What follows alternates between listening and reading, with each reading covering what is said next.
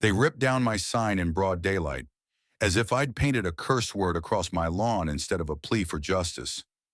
Clara's name, inked in bold black letters, was my last shred of defiance against a system that chewed her up and spat her out. By dusk, the whole neighborhood would know what the HOA had done, and they'd regret ever touching that sign. It started 3 months ago in Willow Creek, a cookie-cutter suburb where every mailbox matches and every blade of grass is measured. I'm Marcus Reed, a 38-year-old mechanic who's lived here for a decade, keeping my head down and my lawn mowed. My daughter, Clara, was 16 when she got sick leukemia, the kind that moves fast.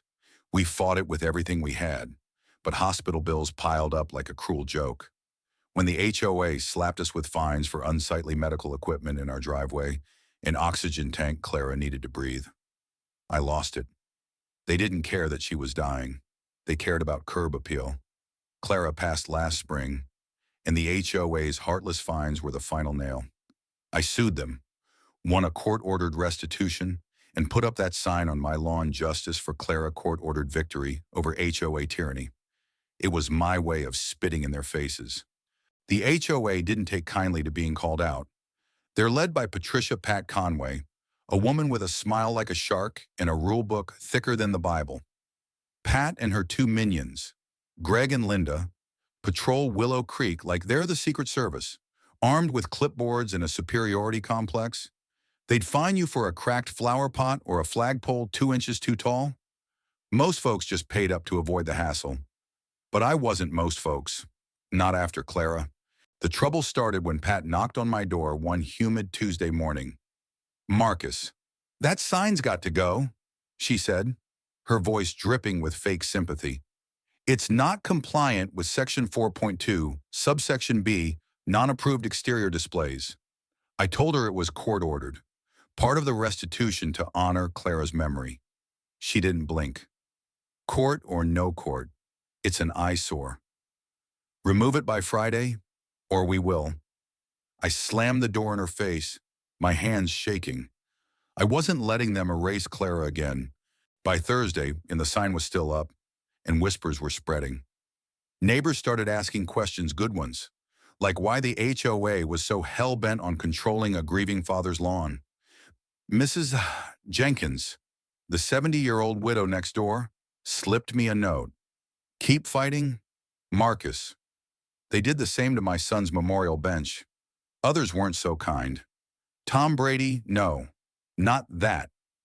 Tom Brady, just a loudmouth retiree across the street, called the sign tacky and said it was tanking property values. The neighborhood was splitting, and I was the fault line. Friday morning, I woke to the sound of ripping wood.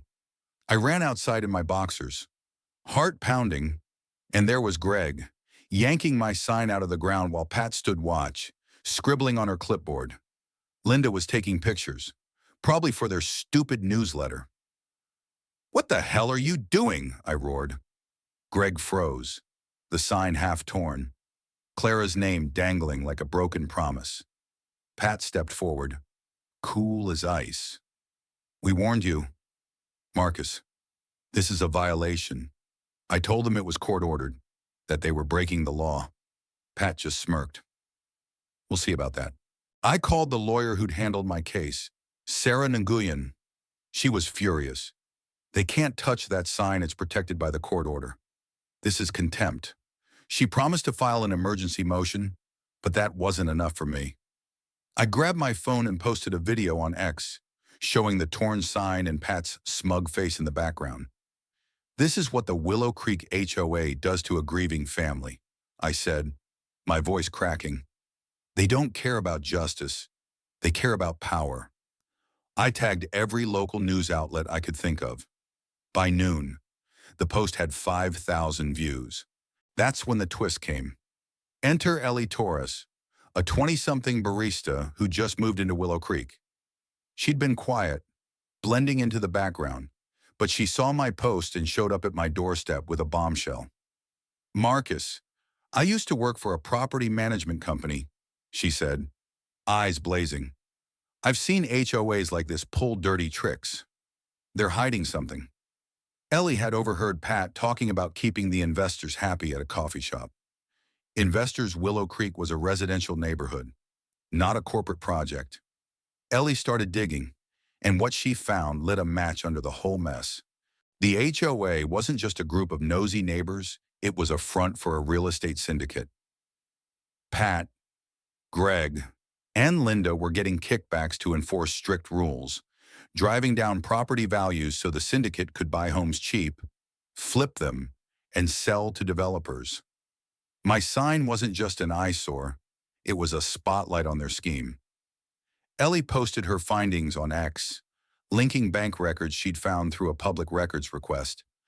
The post went viral, hitting 50,000 views by nightfall. Neighbors started checking their own finds, realizing they'd been scammed for years.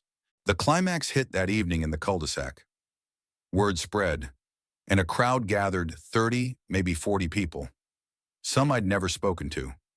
Mrs. Jenkins held a sign that read, HOA, Thieves. Tom Brady, of all people, showed up with a megaphone, shouting, "We're done with your tyranny." Pat, I stood there, holding Clara's torn sign, as Pat and her crew faced the mob. She tried to play it cool, saying it was all a misunderstanding. But someone, Ellie, I think, threw a copy of the court order at her feet. "You're in contempt," Pat Ellie yelled. The crowd roared, and for the first time, I saw fear in Pat's eyes. Then we heard sirens. The police were coming, tipped off by Sarah's emergency motion. The fallout was swift and brutal. By morning, the local news had picked up the story. HOA caught in scandal. Grieving father's sign sparks uprising. The headlines read, Pat, Greg, and Linda were suspended pending an investigation.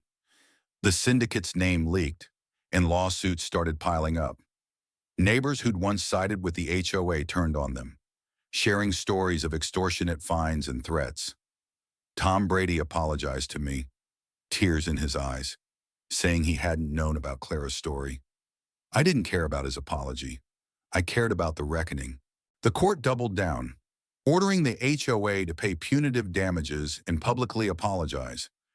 They had to put my sign back up, bigger this time, with a plaque explaining Clara's story. Willow Creek started to change. People talked to each other, not just about lawns, but about life. Ellie became a local hero, organizing a petition to dissolve the HOA entirely. Last I heard, it was gaining traction. Looking back, I realized Clara's sign wasn't just about her. It was about all of us, about fighting back when someone tries to silence you. The HOA thought they could bully me into submission, but they didn't count on the neighborhood waking up. Karma's a funny thing. It doesn't just bite, it roars. What do you think? Have you ever dealt with an HOA or a bully like this? Share your story below. Let's keep the conversation going.